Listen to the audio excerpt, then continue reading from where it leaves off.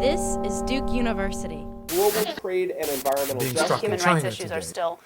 The term Ubuntu. The Alien and Sedition Acts. Is making inferential discovery. The importance of an archive. The John Hope Franklin Center.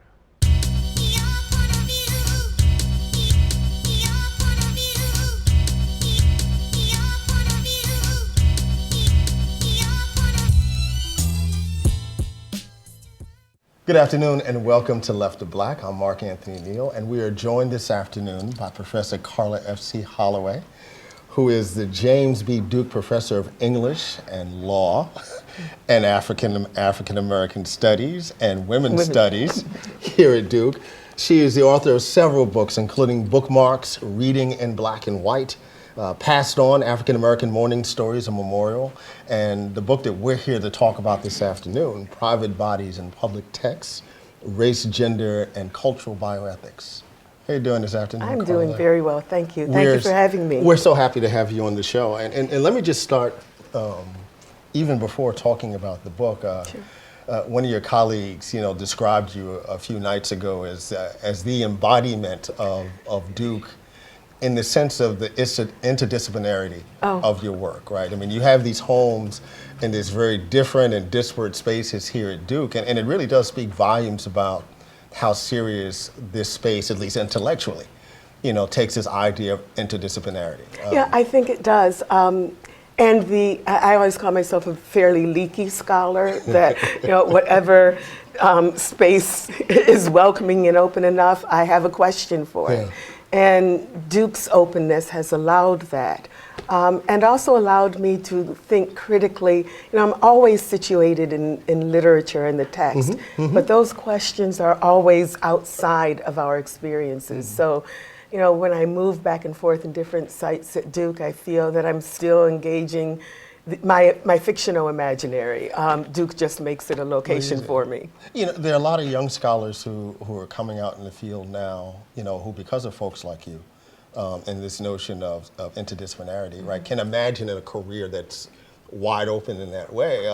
Could you have imagined, in the earlier part of your career, being able, to teach in a law school, right, and to be housed, right, actually housed in Black studies departments or women's studies departments jointly, let alone individually. That's really a generational question, because when I started out, the idea of Black studies departments and women's studies departments were still trying to gain some authority and claim in the institution. So the idea of teaching in one was still an imaginary for institutions. But in terms of the law issue for me, when I got to the moment of applying to graduate school, it was always a toss-up for me between law and graduate school, but it never occurred to me back then, and I didn't have good mentoring, that you could teach law. Right. Or you could do both. Yeah, and that you didn't have to practice. I knew I didn't want to practice law, but there's an old sort of discourse about reading the law. So when I went to law school about 6 years ago, which is much too old for somebody to go to law school and submit themselves to being a student there, the whole notion of reading law came back to me, and then they were kind enough, once I graduated, to allow me to teach there. So it's been a happy coincidence, but certainly nothing planned. I do have to say, though, that I think an interdisciplinary education does matter in terms of grounding oneself in the disciplines that you're interested in. I can't skim, but I need a serious engagement. You're watching Left of Black. We're here with Karla FC Holloway, the James B. Duke Professor of English, African and African American Studies, Women's Studies, and Law. And we are here as part of the Wednesday at the Center programming at the John Hope Franklin Center for International and Interdisciplinary Studies. So it's kind of fitting that you're here. But this new book that you've done, Private Bodies, Public Texts, is really a product of you working in all these different kinds of ways. So talk a little bit about the book. I mean, how did this text get born in your head? I have to tell you, it was in a contracts class in law school when I started. Now, I was not thinking about the subject, I was thinking about privacy. And I don't remember quite what it was that made me think, oh, this is about whether people get the authority to claim the private. and who has that opportunity. You know, contract law is a private law, and so immediately I'm thinking in all the ways privacy can mean, and they're not thinking about, they're thinking private law like other private law industries. So I started thinking about it in terms of what it meant for some bodies to have access to private spaces and other bodies not to, which bodies were negotiated and privacy in is really a public. privilege. It in really this is. Right. And whether or not we consider it a privilege that's available or one that we want. A lot of feminist legal theory says private spaces are dangerous for women. And I'm thinking, yes, but I sort of like sanctuaries. You know? So there's this contest between wanting the private and also what kinds of things happen in private to vulnerable people. Right. Two of the names that jump out at the beginning of your text, and names that one that I'm sure everybody in the audience is familiar, one that folks aren't. Terry Schiavo, right? Who has become at least in the early 21st century kind of the face of right to life cases, right? And you're very clear about this issue around privacy, that black bodies, women's bodies, black women's bodies, right, don't have access to this privacy. And you note that when you think about Terry Schiavo or Quinlan, back in the 1970s, that all of the famous right to die cases, all involve women. And what's the dynamic behind that? Cruzang, Quinlan, Schiavo, the whole notion, once I started thinking about her body being relentlessly public. This is when she lay dying, Rando Terry's right to life. I mean, her body is literally the terrain deteriorating in the nursing home, and there are protesters outside on both sides of she gets the right to die privately, me and my parade and my, And she's the terrain in which they're fighting on. Literally her body is the terrain. Absolutely over her body. Her husband Michael is there. There's a legal issue about does he have the right to negotiate. Her parents have taken a different side. But what I was thinking about were, gee, aren't there any men in these situations? Men do die in contested spaces. But I come to the conclusion in the book that when it's about a woman, and even these right to die cases, very interesting, we hear the word about they're in fetal positions, which is a very, it's one that both paternalizes and infantilizes at the same time. But in medical terms, when I read the legal cases and read about the men, they're having contractures, which is the legal term. They're called Mr. So-and-so. She's called Nancy or Terry, or, so the notion about how we even speak of these bodies that we put on the cover of Newsweek and make into mini-series for Lifetime movies. A man wouldn't get that same kind of attention. I don't know that he would want it. So that's why the book became as much about women as it is about racialized bodies, because both of those don't have that presumption to, don't you get to do something like die on your own? And the second woman who you introduced very early in the book, Henrietta Lacks. And of course, folks who've had the chance to read Harriet Washington's great work, have been introduced to her. But, talk a little bit about this black woman, who dies of this very aggressive cancer.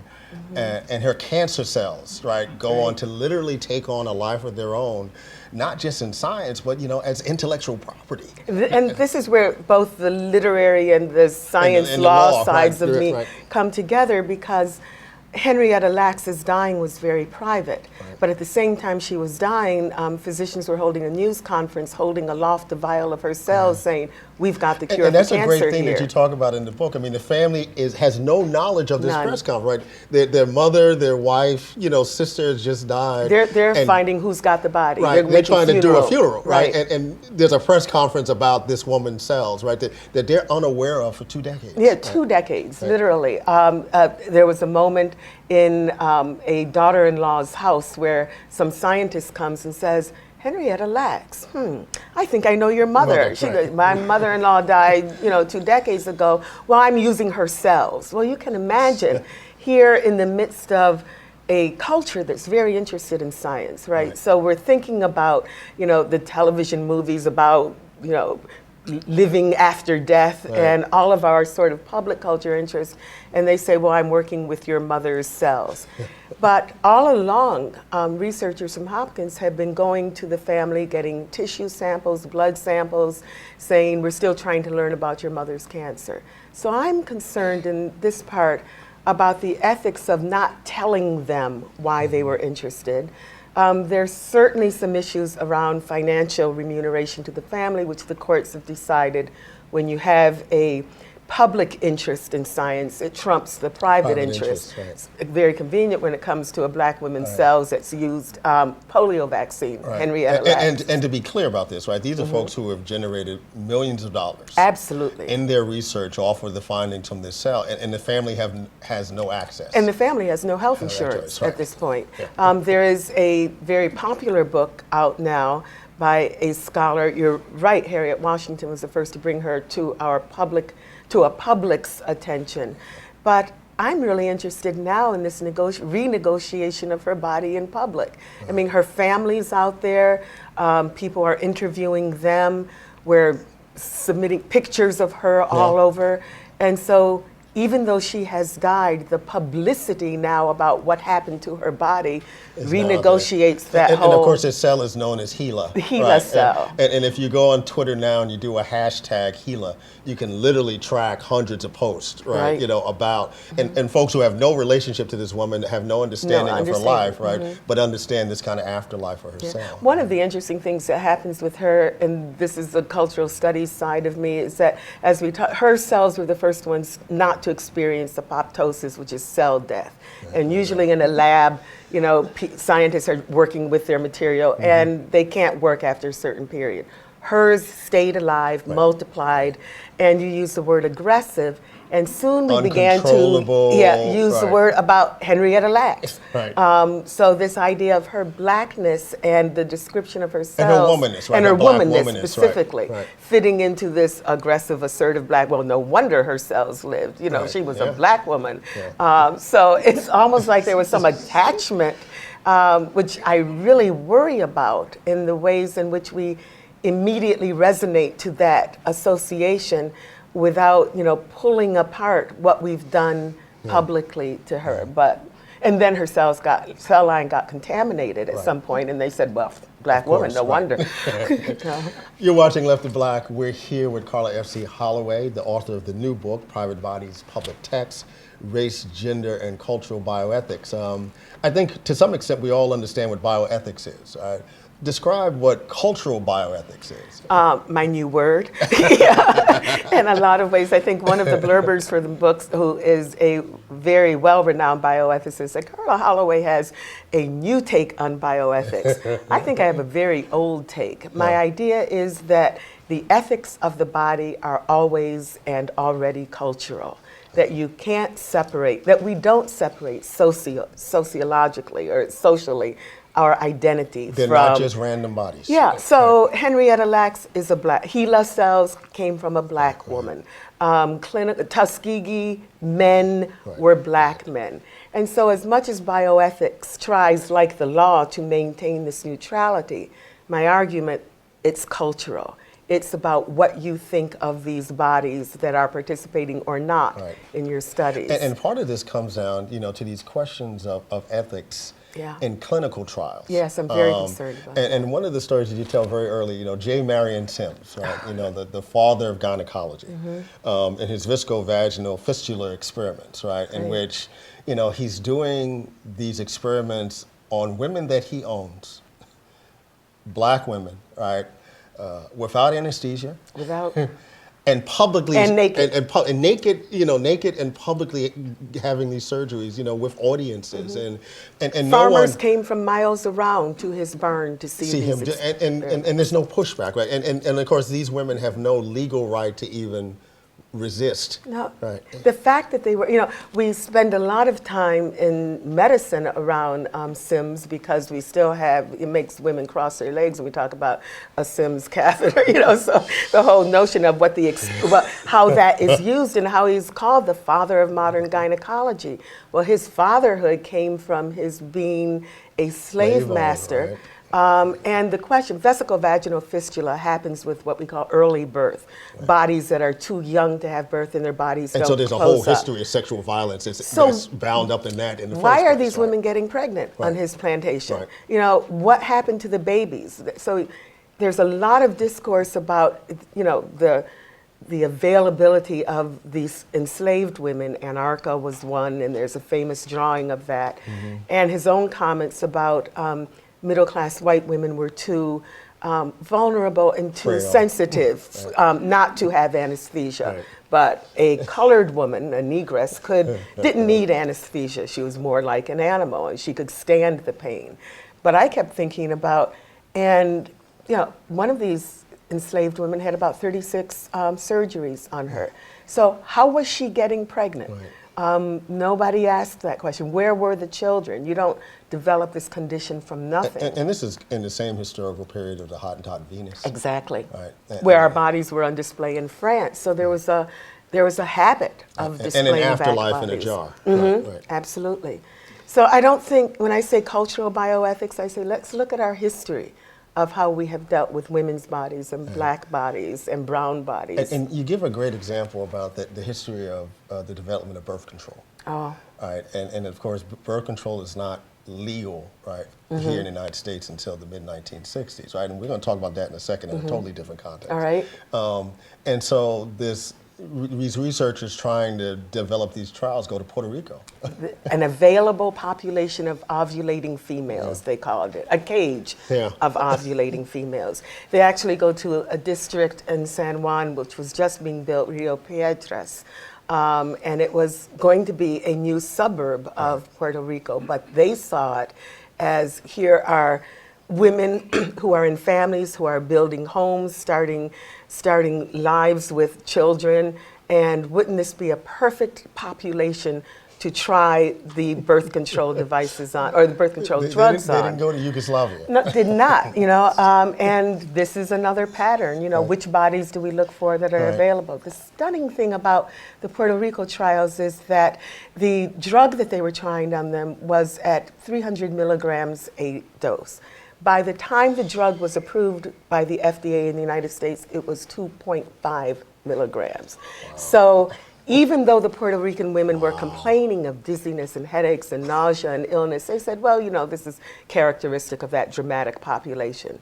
And that's a cultural reference. It absolutely is. Right. It's one of the things I want people to think about, that science brings its biases along with it. Yeah. So although we'd like to claim medicine, science, law are neutral terrains, people practicing them are people who've been raised in our environment. And what's interesting about the story, because I hadn't heard anything about these trials in Puerto Rico, and one of the narratives that we get out of the Young Lords in the late 1960s, they're very resistant to notions of Planned Parenthood.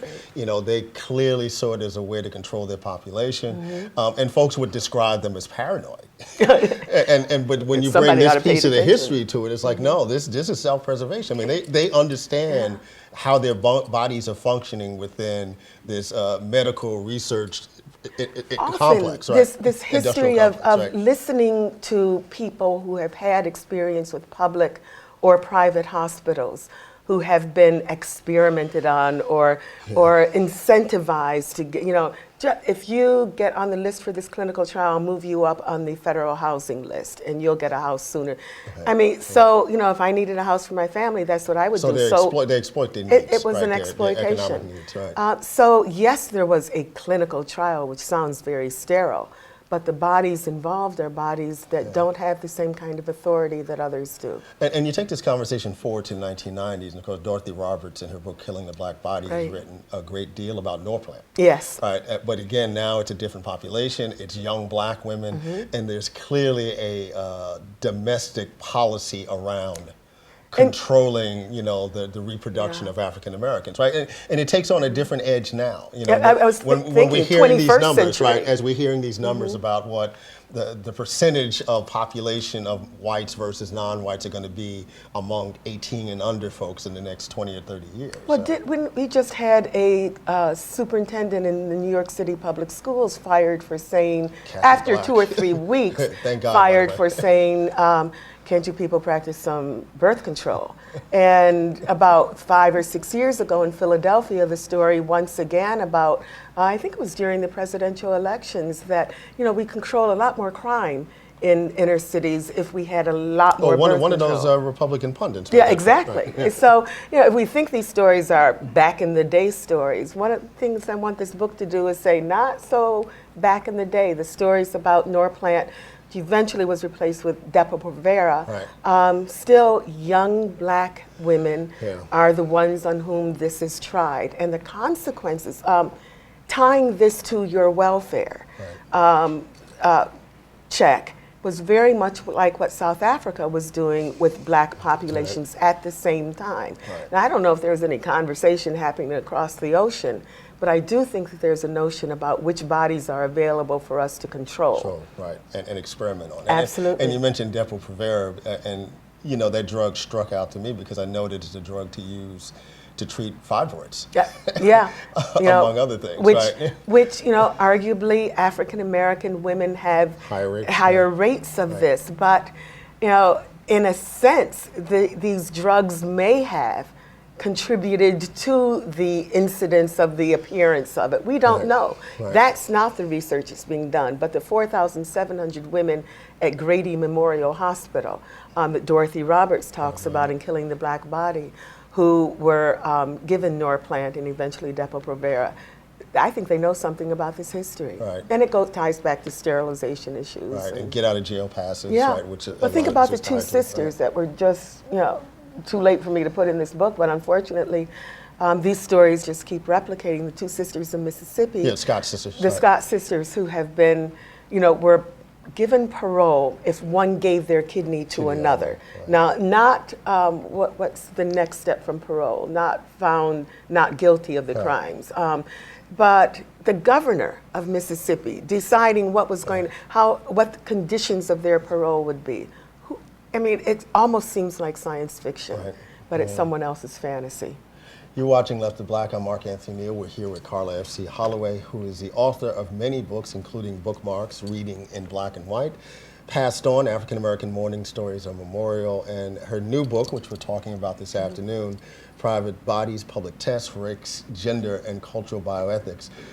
You talk in the third chapter, and I love the title, Who Got the Body, about, again, these clinical trials, and particularly Tuskegee.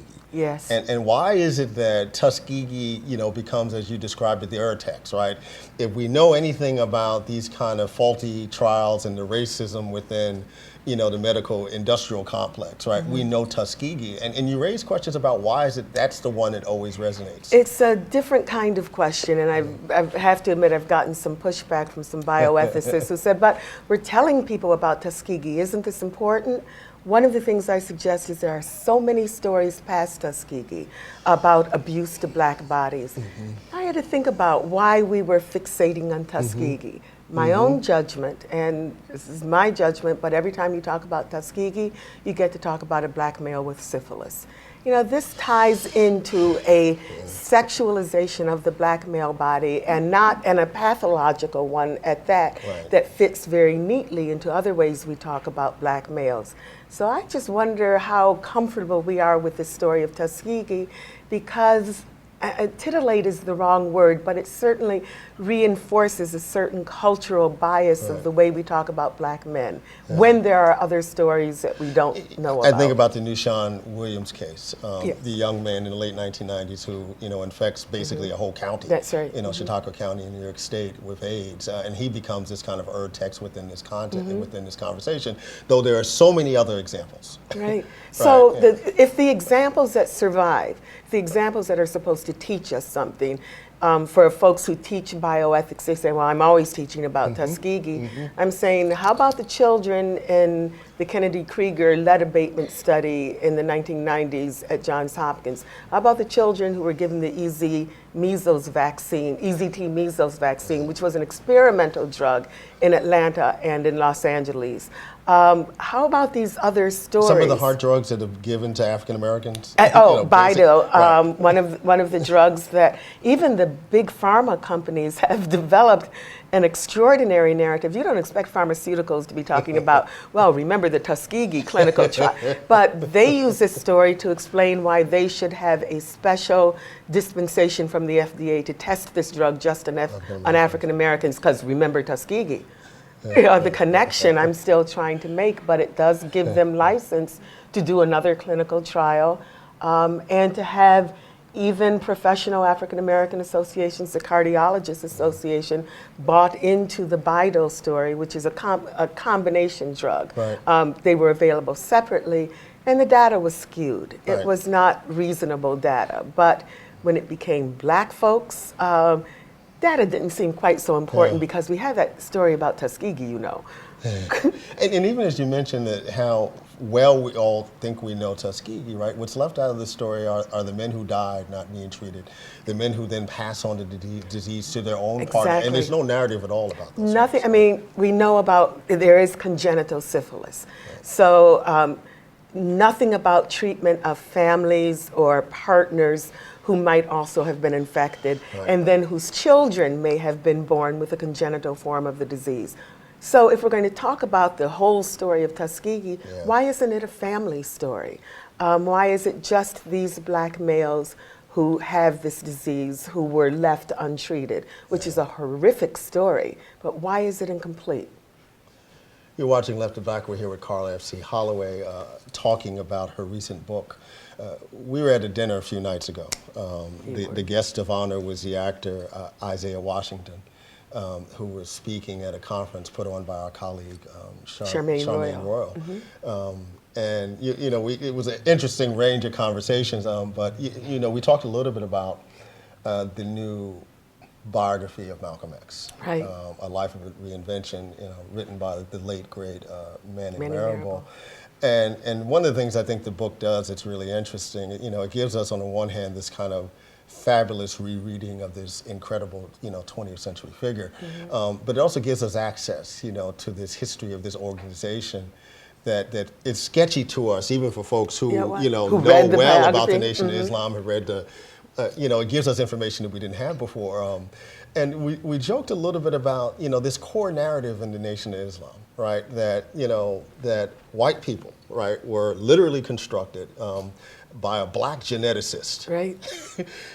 Who grafts this race of as the Nation of Islam would call them, evil, devils.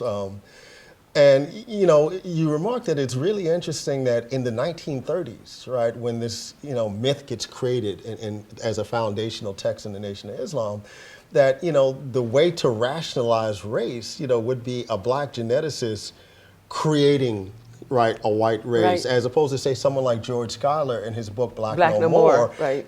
His fixation is, well, how can we turn black people white? Right. And George Schuyler, buys into all of this story. Eugenics was the narrative of the day in the early part of the 20th century.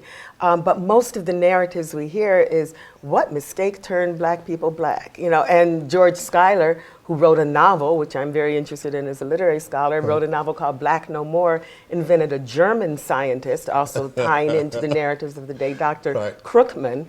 Don't hit me over the head too hard. And with Dr. Krugman, he invents a machine, think Frankenstein, to turn black people white. That's the correction.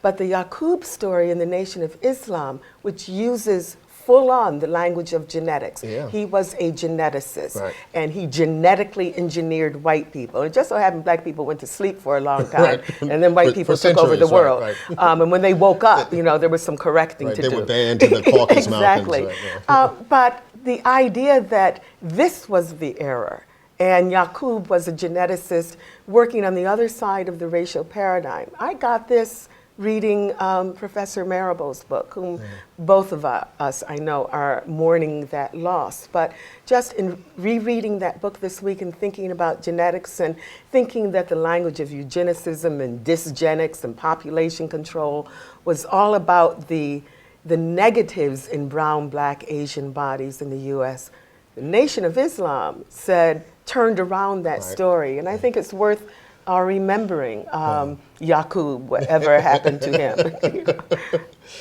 Talk a little bit, as we kind of segue here, talk a little bit about, your feeling about the book in general.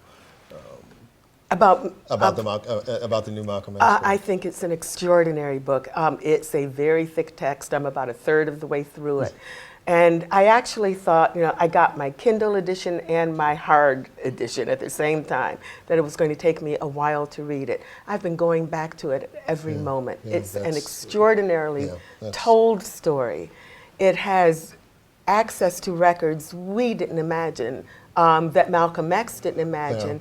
And he not only explains how Malcolm X kept restructuring his life, but how we restructured his life, we meaning the folk, to fit into our own narratives of evolving blackness and what he should be and what made him palatable to us. And so I think it's a gift, and I wish I could say thank you in person, but every time I get the chance, I'm going to say, and this is Marable's Malcolm. Absolutely, absolutely. And much of the public narrative about the book has been around these questions of Malcolm X's sexuality, right? And let's be honest, right? The way that Manning Marable presents Malcolm X, it is a very fluid sexuality. Absolutely. Right, and which complicates our sense of what sexuality is anyway. Yeah, I think that's a gift that he says, he writes it in this way, and he also suggests this is not a non-normative way to think about sexuality as fluid. Those who have attached onto the Malcolm X had same-sex relationships have attached onto it as if it's something abnormal. Right, and it's this fear, right? And we talked a little bit about this idea it's homophobia. Of if blackness is already pathological, right, and Malcolm X was valued in part, right, because he stood above that. How dare you bring Malcolm X down to this pathological frame? I think this might be the trouble. His daughters, who have not read the book, I've read their comments, are very concerned about the telling. I think the sexuality is both unimportant in terms of who Malcolm X was as a person, but important in what it does in telling on us, in terms of our response to this information, which is not new information, but it's circulate in Marable's book. It's discussed in ways that brings us up short when we want Malcolm to be this icon that is unattached to any human emotion. He becomes quite human in this book. Absolutely. You're watching Left of Black. We've been joined this afternoon by Karla FC Holloway, the James B. Duke Professor of English, African and African American Studies, Law, and Women's Studies. And she has talked about us with her new book, Private Bodies, Public Lives. Thank you very much for joining us, Karla. Thank you very much for having me. My pleasure, absolutely.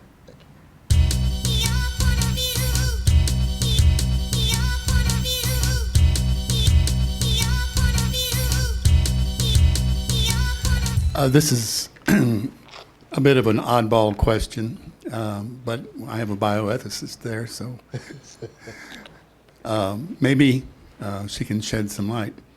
You mentioned Henrietta Lacks and her cell line, and I also sort of thought about people who donate organs to others. Is there some sense in which Henrietta Lacks is still living because her cells are still living? Or is there some sense that an organ in somebody else's body still represents the person who donated it? That's a marvelous question. Thank you for it. And it's one that makes me sit back and say, this needs some thought. I think it depends on what cultural, social, religious ideas we want to have about our bodies. As long as they are insular, have their integrity, as long as everything's in me that belongs in me, no question. But when I donate an organ, or if I were to donate an egg as a woman, well, not anymore, but back in the so whose egg is it? The person who gestates, the person, or whose body part is it? And I think that depends on human necessity. What do we need to think about that? It's not, for me, a scientific question, as much as it is one, if as the donor of the egg, I need to think that there might be a child that is biologically related to me, I'm going to think of that as mine. If I don't need to think that, if I saw this as a truly altruistic gift, once out of me, it's separated from me, then I think it has that cultural separation. But I think genetically, the book I used to actually talk about this issue, so it's not far away from the book at all, is Kazuo Ishiguro's Never Let Me Go, which is about a group of children who are raised, I'm going to give away the book, hold on, as organ donors in a farm in England. And once their bodies have completed, once they've given as many organs as they can, and they grow up perfectly normal lives, being very happy to be donors. They don't think about, Kazuo Ishiguro places this book in the present, arguing that we're already struggling with this question. And so when I raise that issue, I'm asking us to think both culturally and scientifically about it. The science community and the legal community would say it's not ours. But if we have a relationship to our bodies that extends beyond its integrity, I think then that is a viable cultural notion. I just think we have to understand that there is a potential line that can be drawn. Thank you for that question. Thank you all for a very, very engaging discussion. I'm going to go back and read my Marabou's Malcolm a little more this afternoon. When you were talking about the connections between, I guess, slave rape culture and modern gynecology, I was reminded of Operation Paperclip, which was a program by which Nazi scientists were brought over to the United States after World War II, and the appropriation of Nazi technology and research into our medical and military industrial complex. And I was just thinking about, how, the medical culture is actually saturated with these supremacist notions, if you will, in technology as well as in ideology and framing. And I guess my question is, in dealing with law, if someone gathers information by an unethical fashion, it's supposedly inadmissible as fruit of the poison tree, right?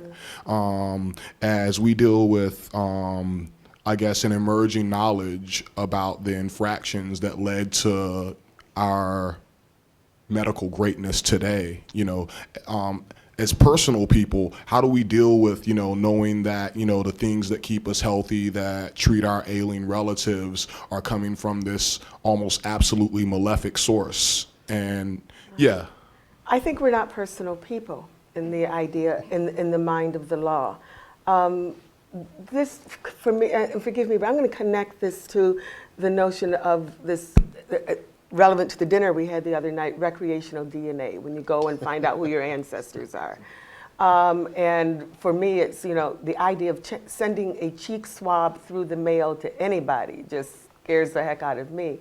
But once something leaves your body, according to the law, or once the government decides it has an interest in it, that governmental interest can supersede your personal claim to autonomy. So this is why, DNA sweeps across the country where they it was a black male who did it. Every black man in 10 miles is gathered up and asked for a cheek swab. This has happened. Or if, this water bottle that I'm drinking from, if the government decided, I want to check her out to see, I have a reason to be suspicious of her or her activities, and they have a right to whatever, what is it called, abandoned DNA that I might leave in sweat or hair follicles. So this idea of privacy, which is why the book is so important to me, to engage this private, that we have, the sanctuary idea, is not the one being practiced in law, medicine, politics.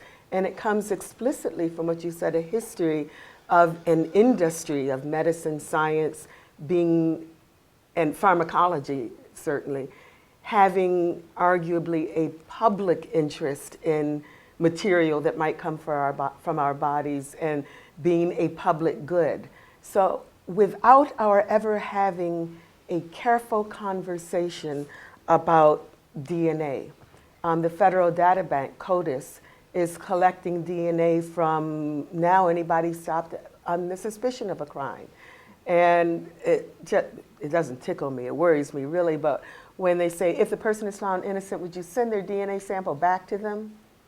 You have to like believe all those mythologies of, you know, any fairy tale you ever wanted to think about, you'd have to believe in order to think that the information from your DNA will be sent back in case you are found not guilty of this crime.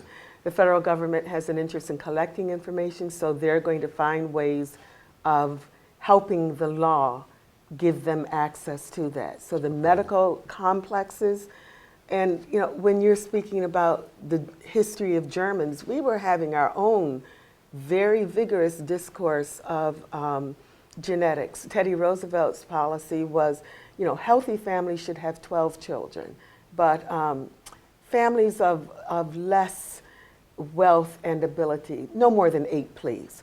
You know, both of those are. And this is public policy. As public policy, you know, so that old movie Cheaper by the Dozen, that's a federal government movie. Well, you know, in the cultural studies imaginary, but it certainly did push the notion of the United States government was very interested in eugenics and state policies and sterilizing imbeciles and stutterers and other black people. And you know, and that's why, you know, this whole idea of collecting DNA is troubling around, you know, what's happening in collegiate sports now. Yes. And black collegiate athletes and sickle cell research, right? You know, what really is the motivation, right? Very worried about that. The NCAA policies, which are being differently administered from campus to campus, which says, okay, now that we know even sickle cell trait can cause a deprivation of oxygen,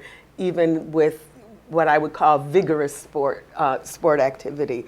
And so since blacks might be more prone to sickle cell, let's test black athletes. Well, that brings that cultural knowledge back to, because we know it's Mediterranean cultures as well. So who's going to be included, who's going to be excluded, what happens to the material, the information, and what do you do when you find out that your top 10 basketball player has sickle cell trait? Some people are telling them, some people aren't. There's no consistent policy about it. And somehow I see some evil geneticist somewhere collecting all this DNA and creating the ultimate basketball player, right? Who won't be capable of asking for $10 million. See, this is why you and I can talk. Right? You know, and you just hope it goes to the basketball player's benefit rather than to the school who benefits from having that, you know, genetically engineered. There you go. Is this on tape? Hi. Thank you also for just such a thought-provoking conversation today. I'm a clinical trials researcher here at Duke and also very, very heavily involved in cancer research here at Duke. And it's interesting that you have brought up the type of things I'm sitting here absorbing about intellectual property, ownership, samples. These are discussions that we're having now amongst scientists and researchers and investigators in terms of, you know, who do these samples belong to after the research has been done? What constitutes informed consent? How can we make sure that our patients are definitely informed when they are approached in the clinics, in the hospitals for getting tissue and for getting blood specimen? I'm hoping that this conversation can bridge the gap to a larger audience, meaning that I wish that more scientists were here to hear the bioethics side of this. Oftentimes we get so engrossed into what we need for our research and what we need in order to publish this paper and what we need for NIH and the standards that we need to meet. But this is a very, very critical discussion that we're having, and I'm just, you know, wondering if you can offer any advice as far as bridging the gap between the fine arts community and the, you know, the scientific community to have this be brought to a larger discussion forum. I appreciate that comment and your work very much. One of the paradoxes of clinical trials research is that there is underrepresentation in clinical trials population of black and brown bodies. And this certainly has to do with the cultural histories I've been talking about. But if you even think about what it means to be approached in a hospital setting for will you enroll in this trial, I'm already concerned about the autonomy of someone who can give informed consent when I'm sitting here with the physician or the researcher or the whatever. Will I get better care? If I say yes, will I, more attention? Will I get better attention? Right. So I think that's already a problematic setting. And one of the things that I argue for, I'm on the Greenwald Foundation's Bioethics Board, and one of the things that we talk about is making these conversations not only happen in the hospital, but getting familiar with them in the education system. When people are in junior high and high school, it's not too hard to think about these issues then before you get into what I call a compromised situation, because in the hospital, I've got all this, blood pressure goes up, you walk through the door, and you're just there to visit somebody. So the whole notion of how we can open up this discourse. And when you're thinking about cancer trials, one of the things that worries me, for example, with breast cancer trials, we found that with BRCA 1 and 2 analysis, that men are more vulnerable to prostate cancer if there is breast cancer in the family. So we think breast cancer only has to do with women anyway. Right. There are men getting mammograms, not enough, and there are men who could use their own familial histories to get them checked for prostate cancer. But we have so categorized these communities, women for breast cancer, men for prostate cancer, Black people for sickle cell anemia. The intersections of our communities now, the ways in which we are mixed in all kinds of wonderful ways, suggest these old categories for understanding populations also needs to be readdressed. But thank you for the work you do. We'll take a few more questions.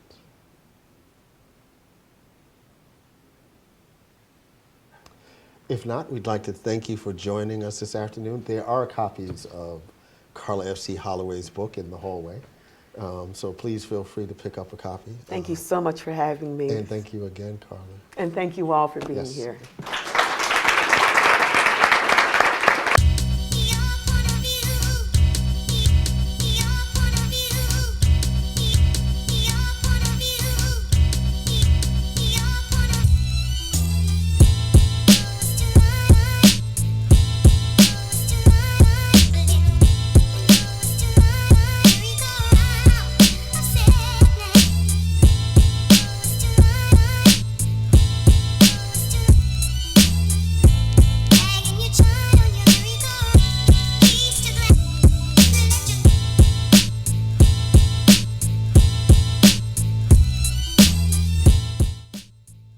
Produced by Duke University.